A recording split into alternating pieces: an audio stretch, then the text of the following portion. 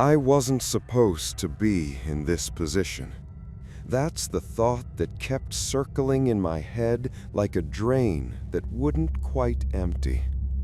I used to teach art appreciation and basic photography at Madison Community College.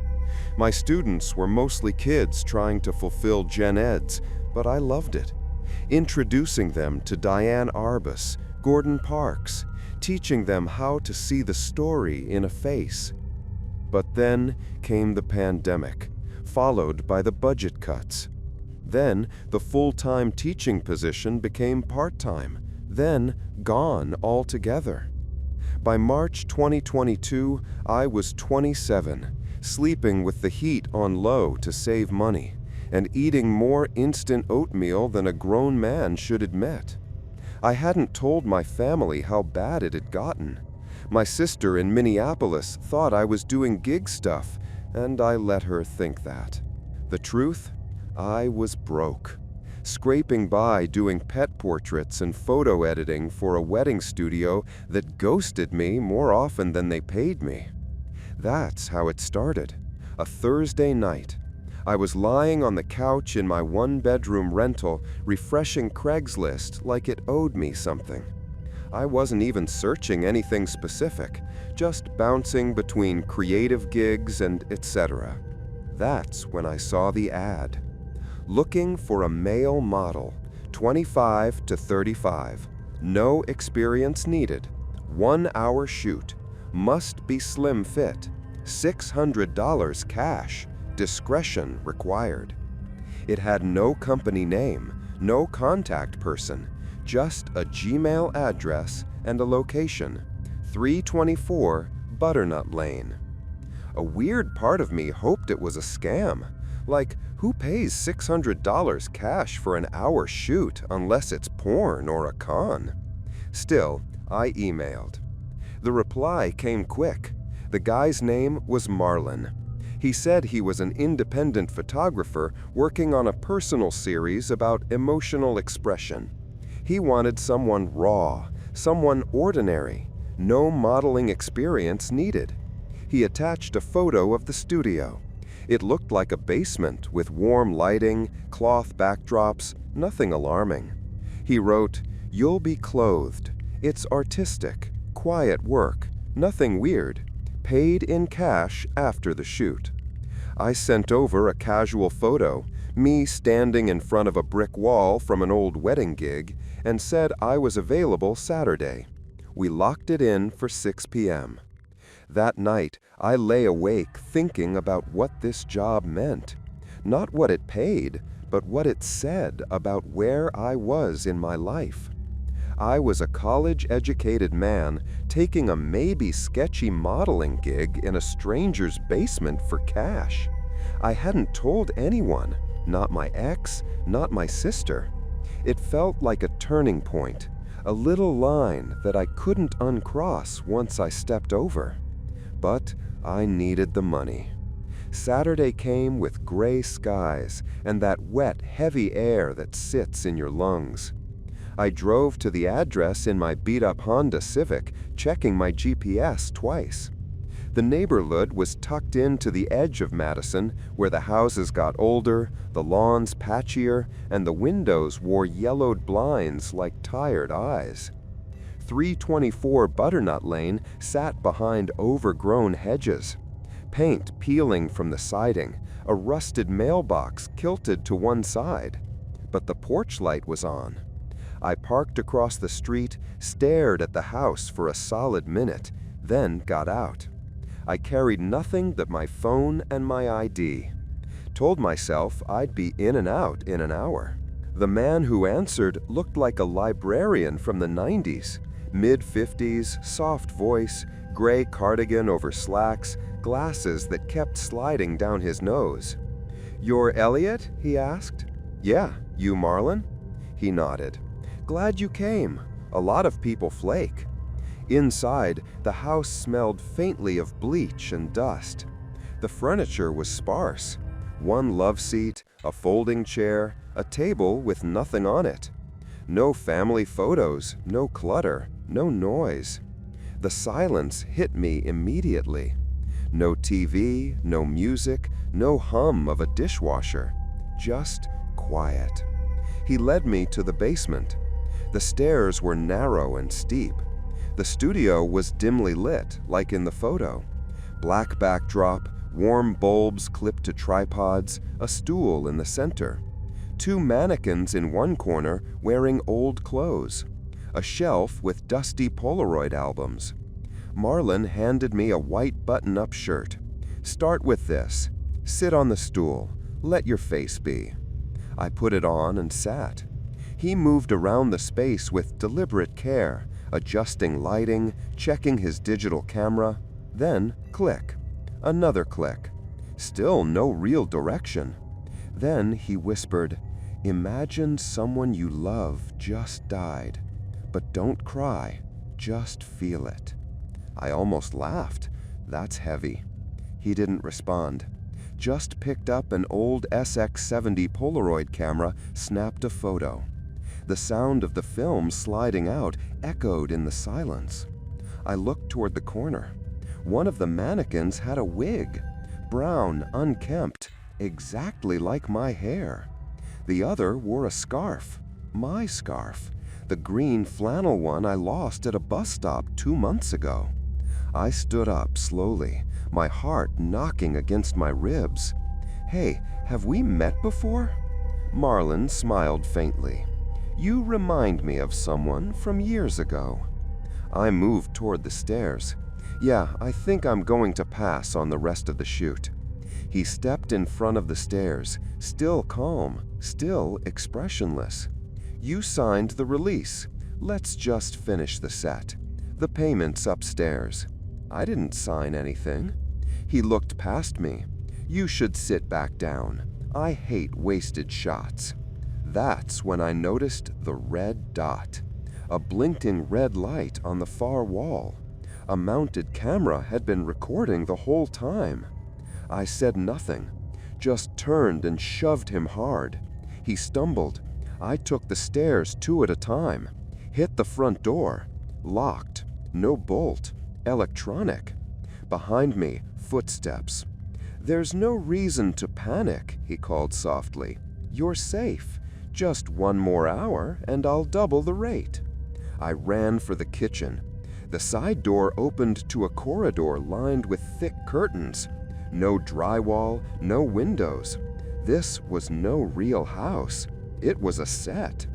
At the end of the corridor stood a mannequin dressed exactly like me, down to my shoes. I didn't scream. I backed up, ran to the laundry room, grabbed a detergent bottle, and smashed the small window. My arm tore open as I climbed out. I sprinted barefoot into the dark. Didn't look back. The police came after a neighbor called about a bleeding man on the sidewalk. I told them everything. The ad, the man, the basement. When they arrived at 324 Butternut, the house was empty. No furniture, no mannequins, no cameras, no Marlon. The neighbors didn't know who lived there. Said the house had been vacant for months. The Craigslist ad was gone. The Gmail address bounced back. I gave them everything. Nothing came of it. I stayed with a friend for a week, changed my number, deleted all my social media. I took down every photo of myself I could find. I stopped doing freelance gigs for strangers. I stopped answering unknown numbers. I stopped trusting silence. The cuts on my arm took a month to heal. The shame lasted longer. It's been 2 years. I work part-time at a framing shop now, still in Madison. I make enough to get by. No more sketchy side jobs, no more chasing desperation down dark hallways. Sometimes when the store's slow, I think about that night. I replay the moments. How easily I walked into a trap for $600. How familiar that house felt. How calm he was. I've tried to explain it to myself a dozen different ways. Maybe he was just a lonely man with weird hobbies. Maybe it was worse than that. I don't know. I never will. I keep a Polaroid camera on my desk now, not to use, just to remind me. I keep my curtains open. I take photos only of landscapes, never people. And I never, ever go alone to a stranger's house for anything. Desperation clouds judgment, and danger often hides behind normal faces and ordinary offers. Trust your instincts, even when it costs you, especially when it costs you.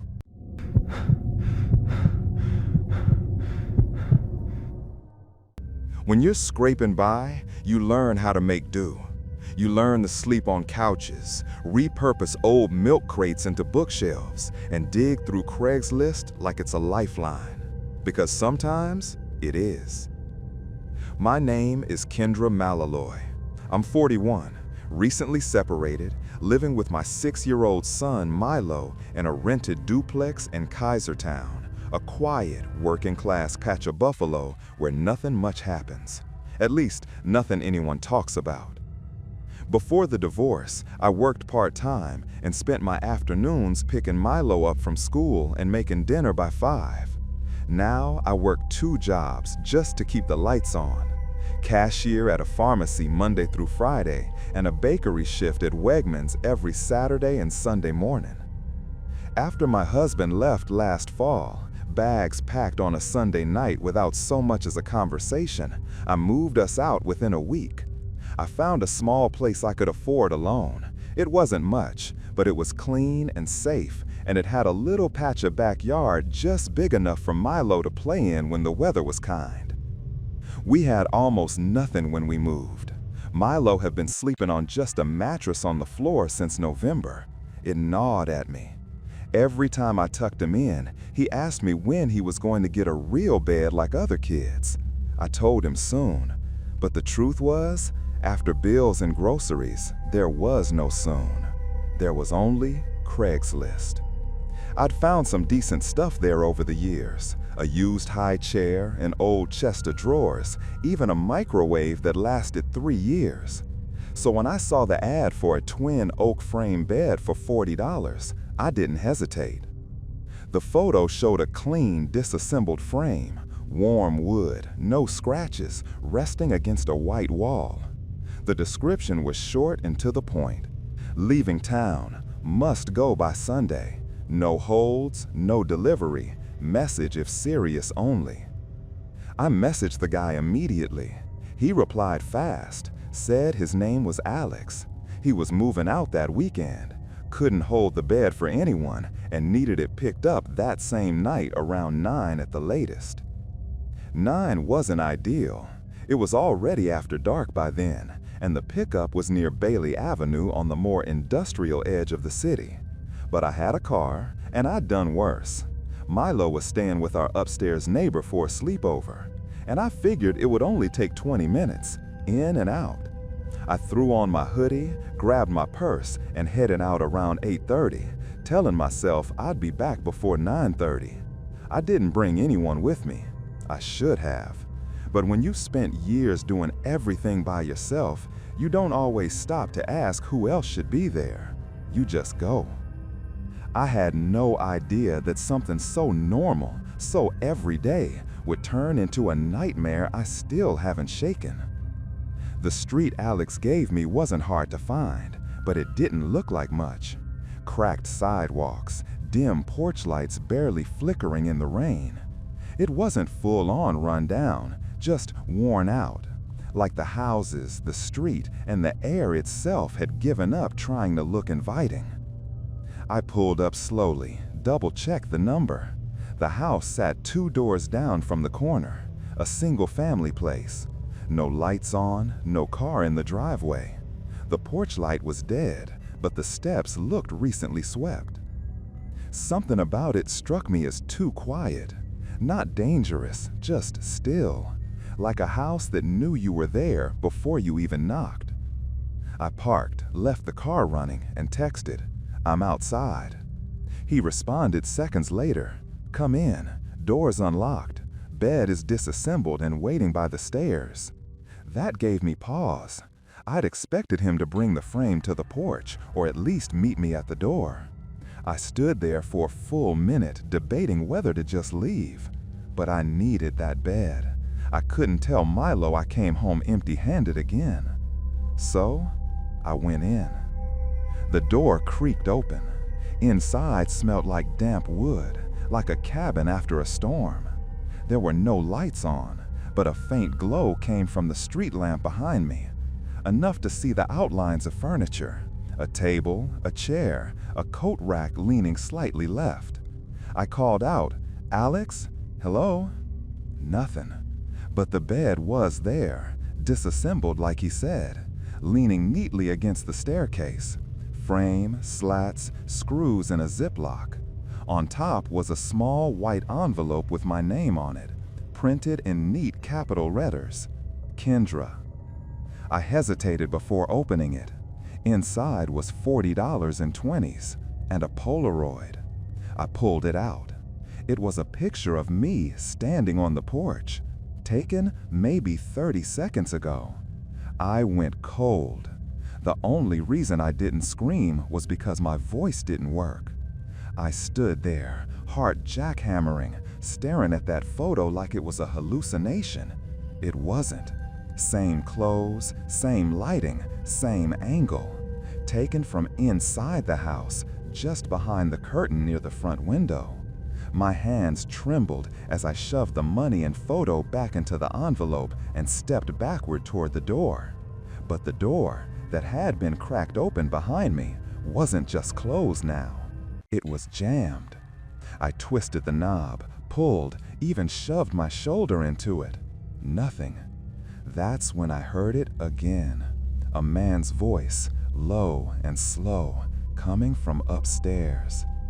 "You looked better in your work uniform, Kendra." I froze.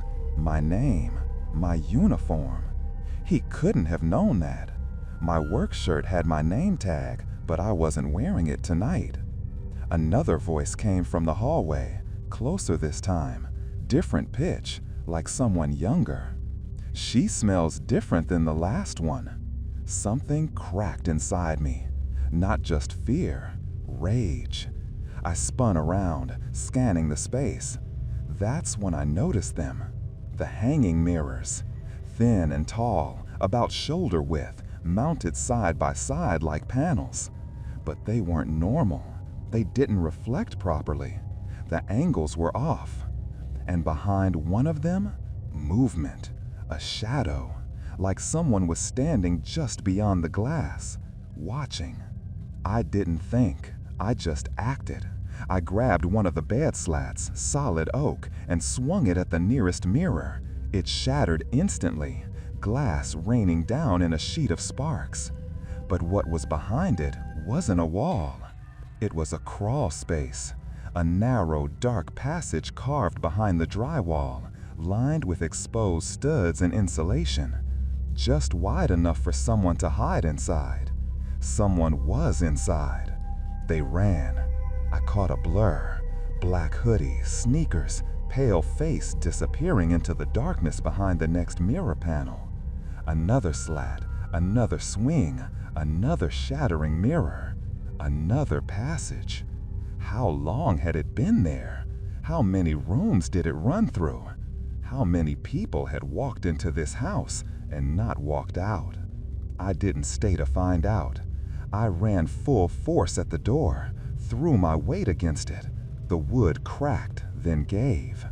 I fell through onto the porch, scrambled to my feet, and sprinted to my car. I didn't even look behind me. I peeled away from that curb, tires screeching like something from a movie.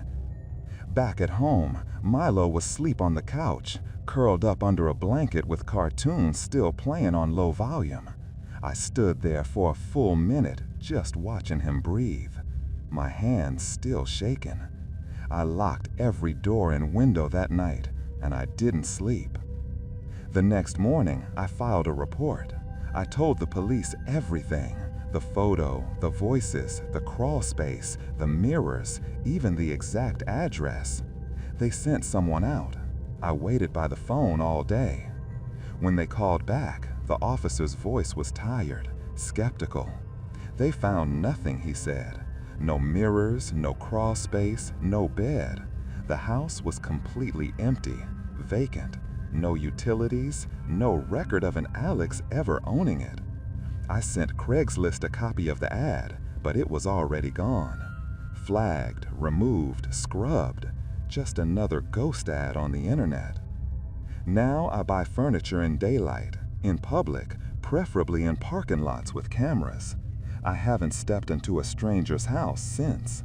But sometimes, when I'm picking Milo up from school, I get this feeling, this itch between my shoulders, like someone's watching, like I'm in another mirror I can't see yet. And every now and then, I wonder, what if I hadn't picked up that photo? Desperation makes us take chances, but not every door is worth opening. What seems like a good deal might cost more than you're willing to pay. Trust your instincts and never walk into silence without knowing who's listening.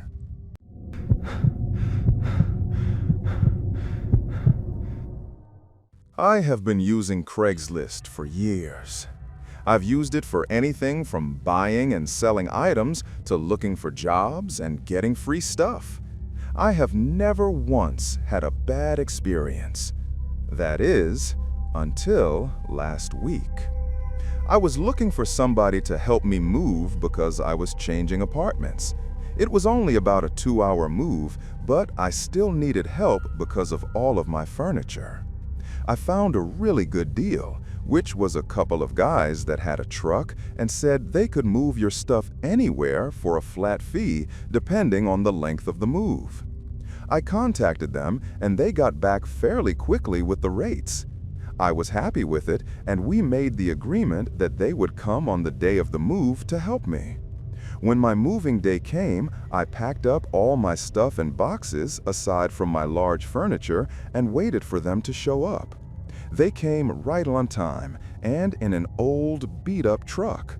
It had no logo on it or anything, but I didn't care as long as they got the job done. It was 2 guys named Dan and Tom. They introduced themselves to me and we got to work. They weren't the friendliest, but they seemed like decent guys. And they had everything in the truck within 30 minutes. I put some things into my car as well, and we drove separately to my new apartment. Once we got there, they got everything unloaded to my new place. And as far as I was concerned, it was a job well done. But when I went to my car to get the last of my stuff, I came inside to see Tom looking through one of my boxes. As soon as I saw him, he stopped, as if he didn't want me to see.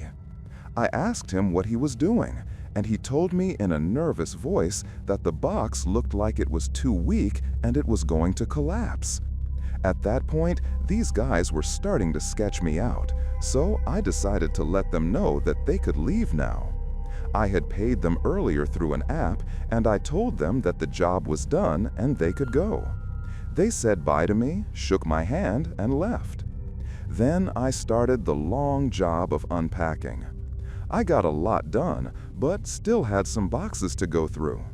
When it got to be about 11 o'clock at night, I got very sleepy. I decided to go to bed, and I slept like a baby after the long day. I woke up a few hours later in the middle of the night to hear some noises inside my apartment.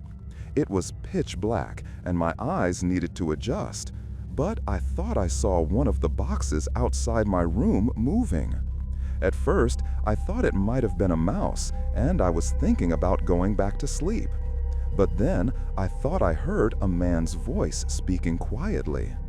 I didn't know what to do, if I should pretend to be sleeping or if I should confront whoever was out there. I wanted to call the police, but I didn't want the man outside my room to hear me. Then everything went quiet. I waited for a couple of minutes and then I sat up in my bed and looked out my doorway. But what I saw when I did was the face of Dan, who was one of the movers, peek around the corner and look directly at me. Then his face disappeared. I didn't know what to do, so I screamed that I was calling the police and that I had a gun. I really didn't have one, but I just wanted to scare them off. It ended up working, and I heard loud footsteps and the men leaving. I called the police, and I also went to Craigslist to get screenshots of their ad. However, it had already been taken down. I gave the police all of their information that I could remember. Who knows if Dan and Tom were their actual names or not? It turns out, when they were in my house, one of them unlocked a window and opened it slightly enough that it wasn't noticeable, but that they could sneak in through. I'm going to be careful when using Craigslist from now on, so nothing like this ever happens again.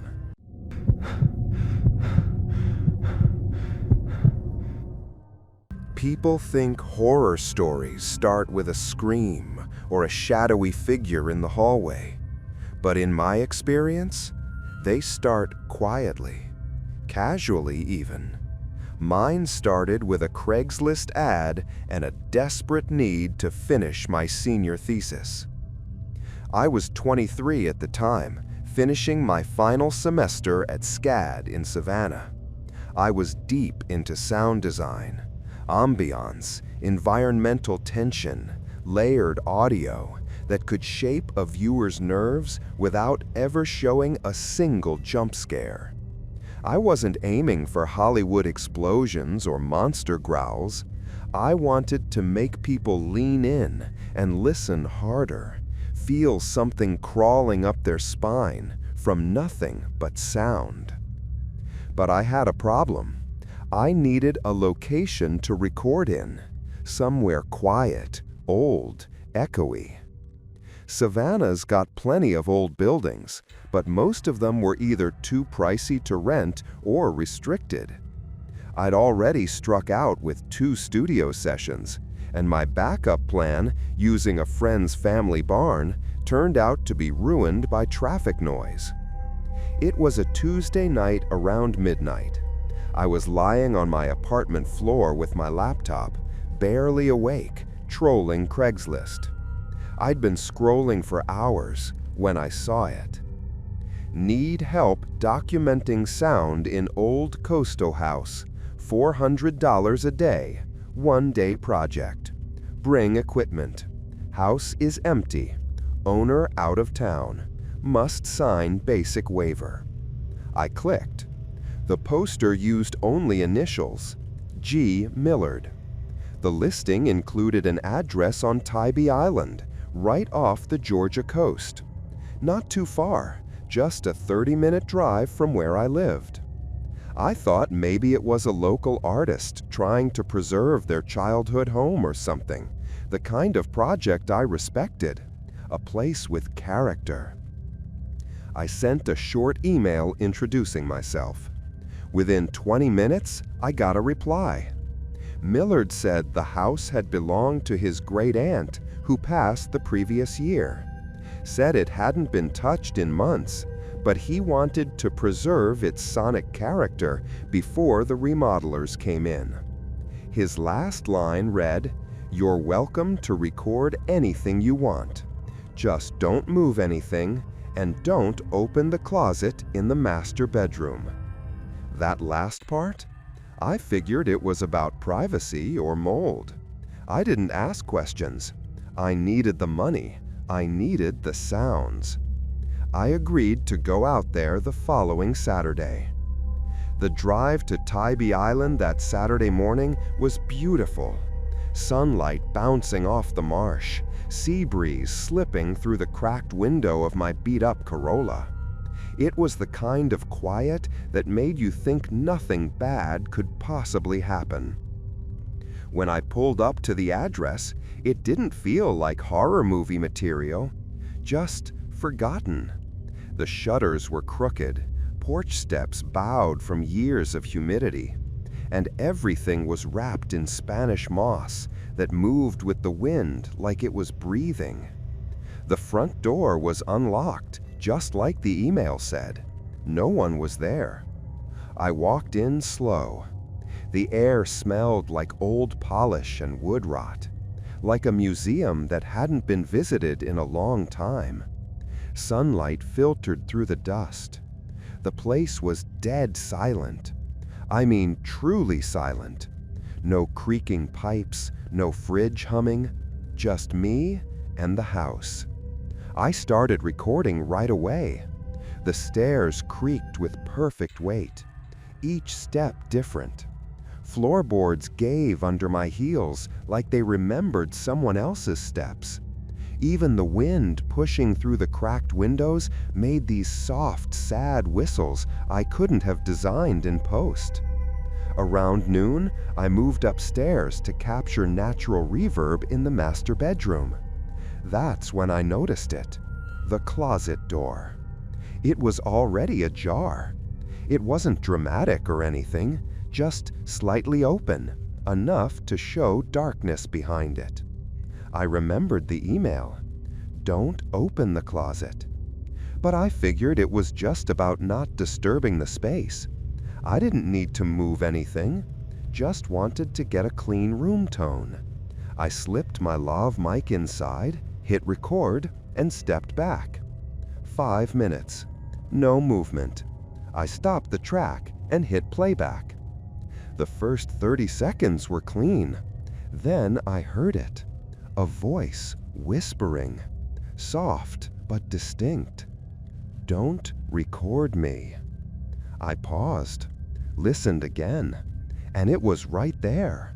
No interference, no reverb, no wind. I double-checked the file timestamp. It had just been recorded. No other takes on the SD card with that voice. I don't scare easily. I've worked on horror sets, heard weird late-night building noises, but this chilled me.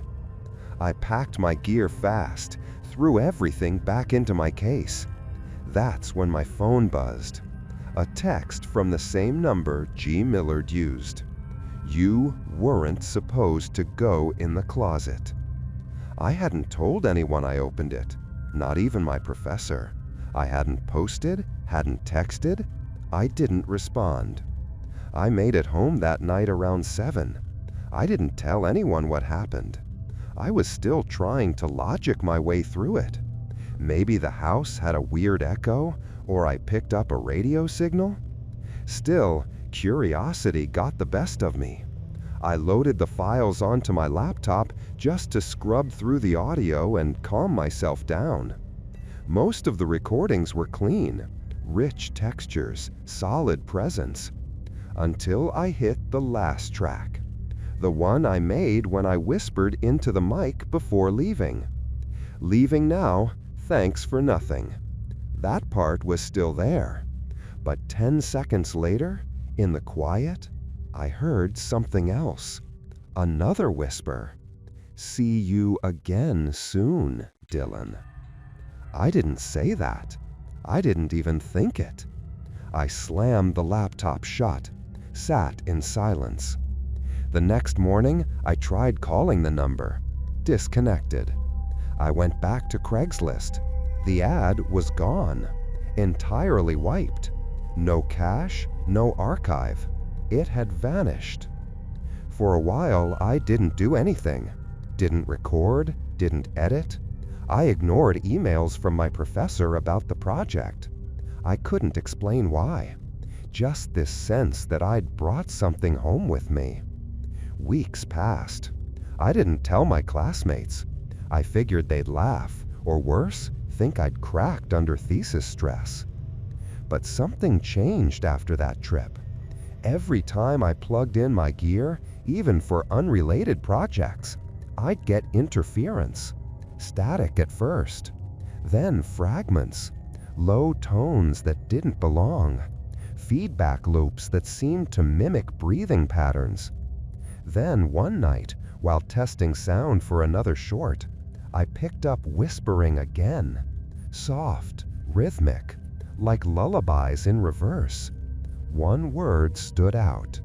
Cross. My last name. The audio was unusable. I started returning gear. Told my advisor I was shifting the direction of my project. He didn't ask questions. By then, I wasn't sleeping much. Dreams became vivid. Always the same setting. An old house with a door I couldn't close. Always a voice behind it. Don't record me. I tried to forget. Told myself I imagined it. I moved apartments, deleted the original files, even gave up on the sound design path. I'm working a commercial job now, editing product videos and podcasts. But last week, I got a package. No return address. Inside, an SD card. I plugged it in. Just one file. A low hum, like the ocean inside a tunnel. Then my voice. Leaving now, thanks for nothing. And again, the whisper. We're not done, Dylan. I don't use Craigslist anymore. I don't record anything, not even voice memos. I hear the voice sometimes through my phone's speaker, even when it's off. And I know it followed me, because it wasn't about the house. It was about me pressing record. Curiosity can be powerful, but without caution, it becomes an invitation. Not every opportunity is a gift, and not every silence is empty. Some doors, literal or digital, are better left unopened.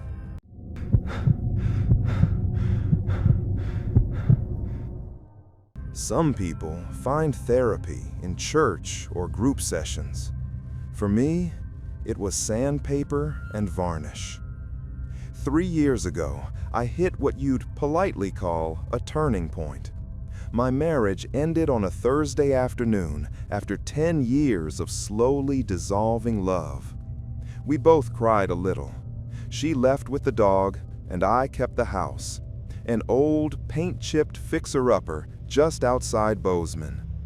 At 38, I found myself alone in silence that rang loud. I work from home as a content editor, mostly boring stuff. Copy polishing, grammar checks, making corporate blogs sound human. But it's steady. What kept me sane, though, was refinishing furniture. Mid-century pieces mostly, the kind with clean lines and wood that felt alive when you touched it. There's something deeply comforting about sanding down damage, smoothing splinters, and bringing something broken back to life. I'd scour estate sales and Craigslist every weekend, looking for hidden gems. I liked pieces with history, things left behind, forgotten. Maybe that's because I felt like one myself. One Thursday morning, I saw a Craigslist post that caught my eye.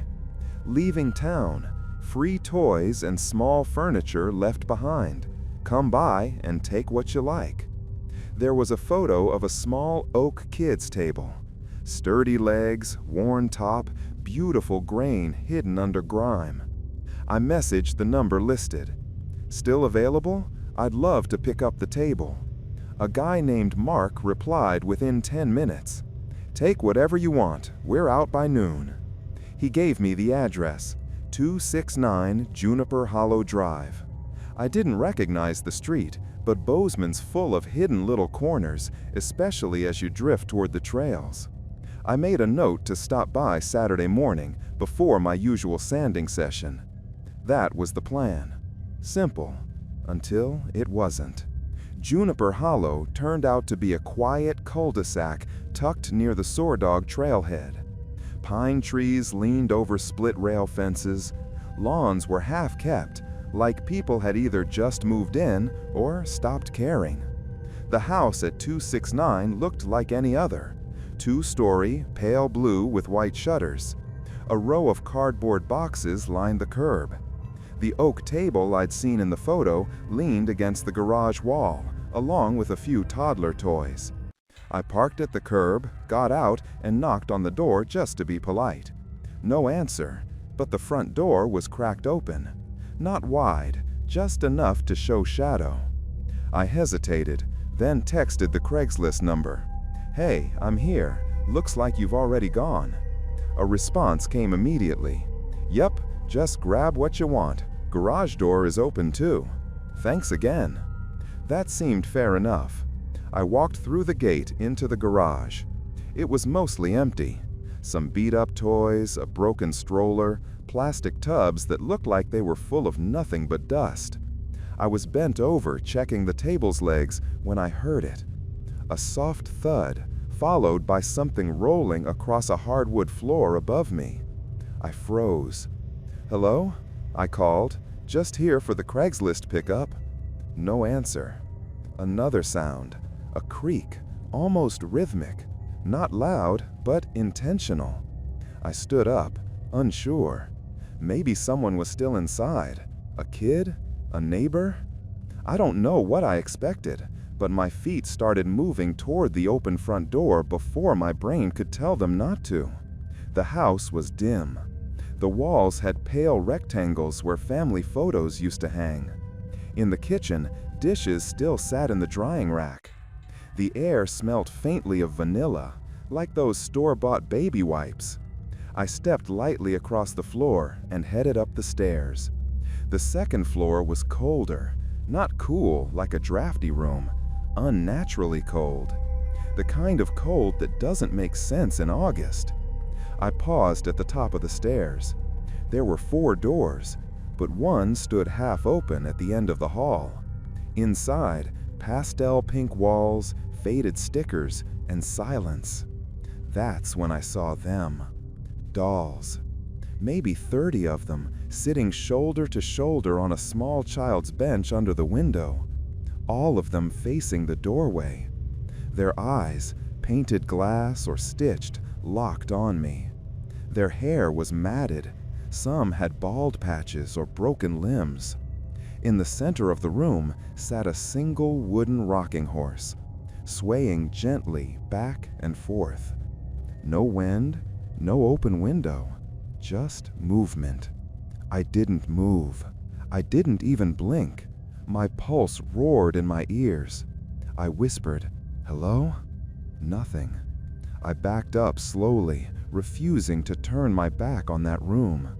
I walked backward down the hallway, down the stairs, through the living room, and out the front door. When I hit the driveway, I remembered the table, and I grabbed it. Out of spite or stubbornness, I don't know. At home, I unloaded the table and left it in the garage. I didn't even look at it that day. That night, sleep was thin. Every time I closed my eyes, I saw those dolls, and the way the rocking horse moved, like something invisible had just climbed off it. The next morning, I decided to start cleaning the oak table.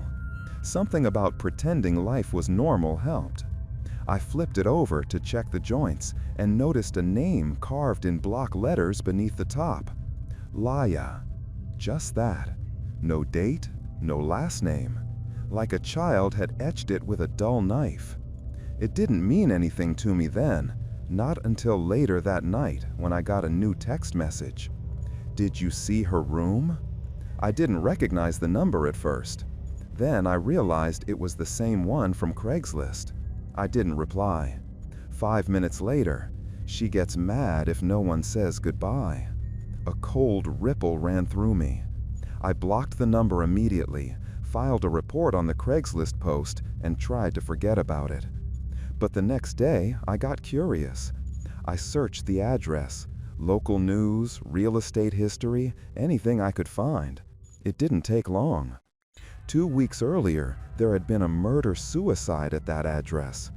A mother and her daughter, Laya, were found dead in the upstairs bedroom. No foul play suspected. They ruled it a domestic tragedy. The father had been under psychiatric care and reportedly left town just days before it happened. The article mentioned children's toys still left in the house. Detectives were unsure if anyone had entered since. So who posted the Craigslist ad? I checked the site again. The listing was still up. Same message, same number. "We're gone. Take what you want." I didn't refinish that table. Couldn't. I left it in the garage for weeks, covered by an old blanket. Every time I stepped in to grab tools or scrap wood, I'd feel it. Not see anything, just feel it. Like the air around that piece was thicker, like something weighted beneath it. Eventually, I donated it to a thrift store out in Belgrade. I didn't even ask for a receipt. I stopped collecting Craigslist pieces after that. Stopped going to estate sales. People ask why, and I just say I lost interest. But sometimes I still scroll, just to see if the ad is there. Sometimes it is. Same house, same words. Take what you want. And every now and then, I'll drive by a yard sale and see a rocking horse sitting by itself on the grass. And I swear to God, there's a split second where it looks like it's moving. Not because of the wind, just like that room, that cold room, with the dolls and the name carved under the table. I've spent my life repairing broken things, but there are some things you can't sand down, can't patch over. Some damage isn't meant to be undone. Curiosity can take you places you can't come back from. When something feels off, don't wait for proof. Trust your gut. Because not every free gift comes without a cost, and some rooms should never be entered at all.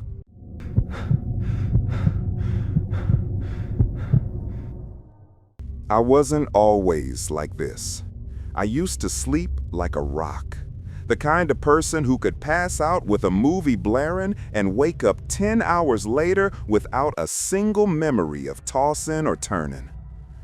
That changed in the summer of 2023, sometime after my relationship fell apart and my lease ended in the same week. I'm 31 now. Back then, I was sleeping in my car with a half-dead laptop and a pillow that smelled like gym bags and stale coffee. I worked as a freelance photo retoucher, editing bridal portraits and fake smile family shoots for people I'd never meet. It paid enough for gas and bad coffee.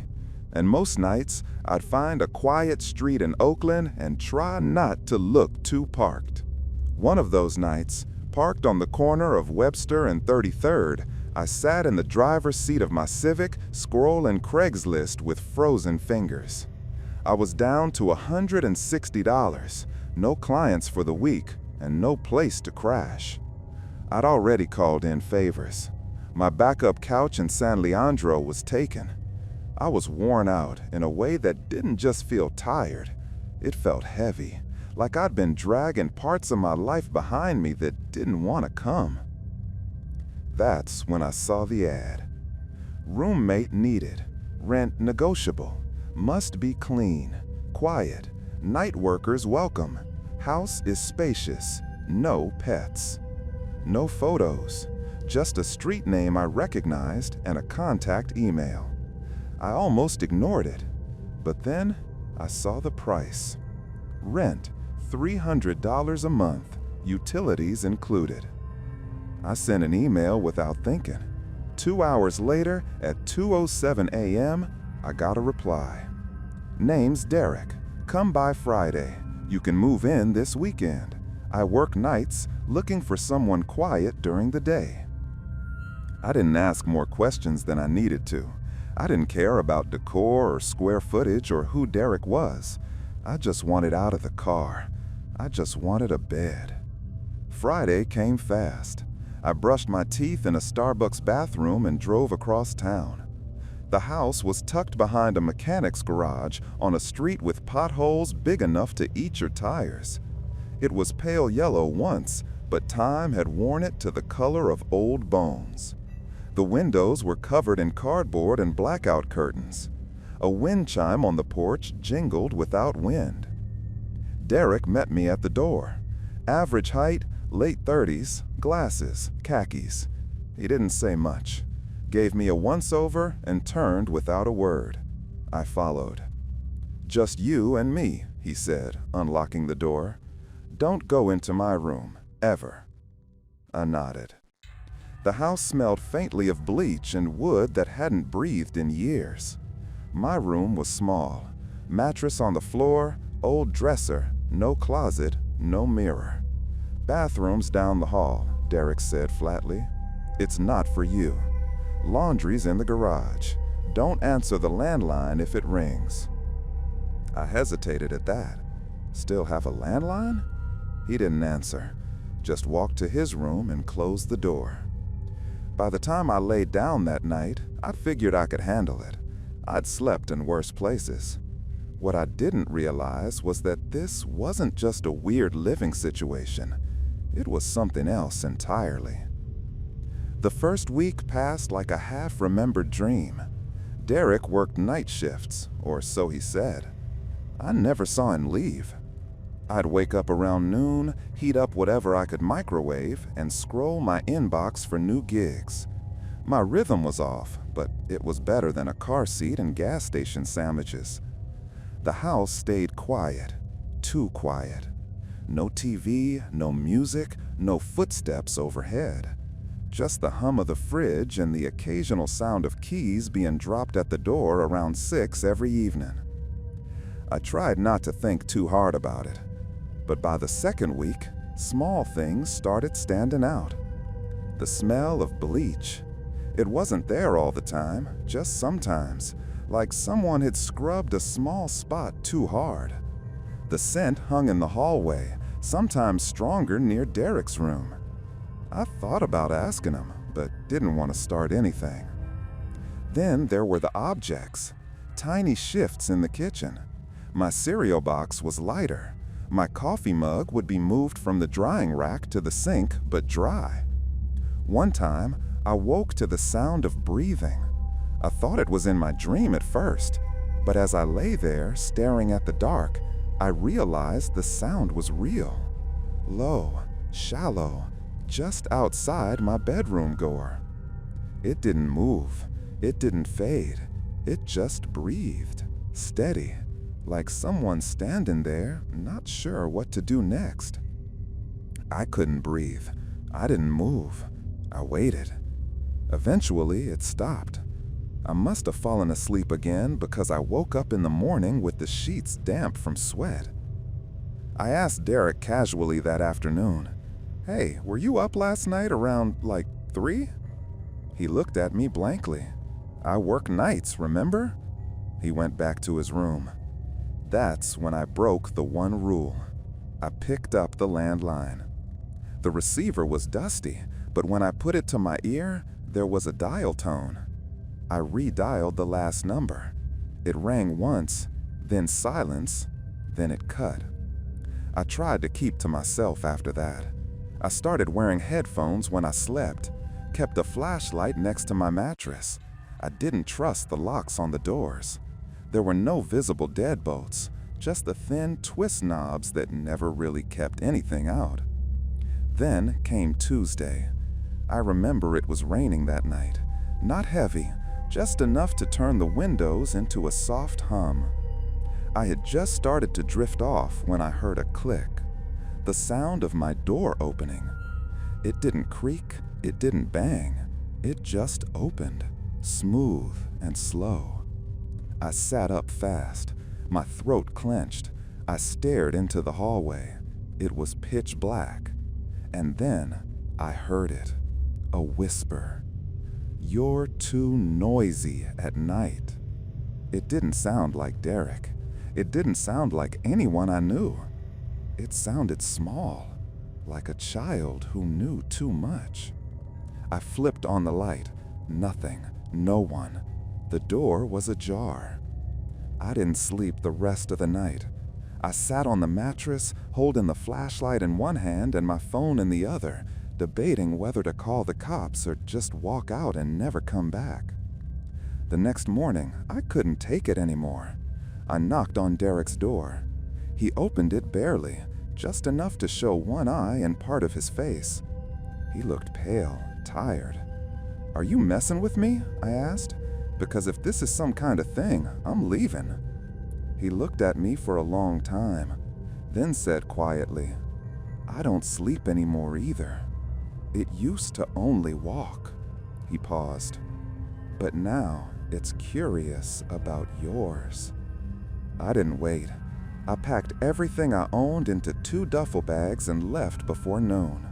I didn't say goodbye. Derek didn't come out of his room.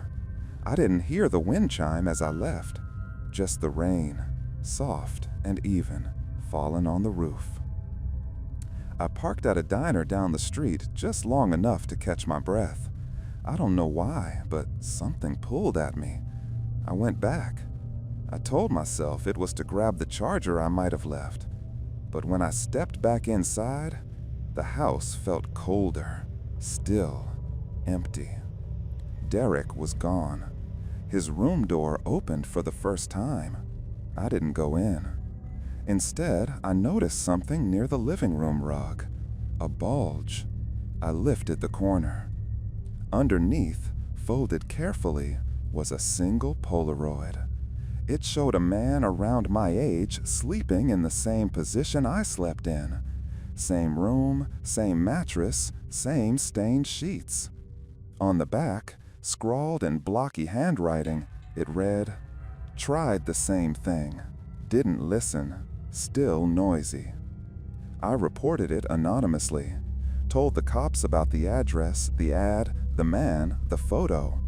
They said they'd look into it. A week later, I checked Craigslist. Same ad, same words, no date. I never went back to that part of Oakland. I moved in with a friend in Richmond for a while, found part-time work at a print lab that didn't ask questions, started sleeping with a door wedge even when I wasn't alone. Some nights, I still hear it, that shallow breathing, that whisper, "You're too noisy at night." And when I close my eyes, I see the face in the Polaroid, not the one sleeping, the one standing behind him. No amount of desperation is worth ignoring your instincts. Cheap rent isn't a gift, it's a gamble. And sometimes, silence isn't peace, it's warning.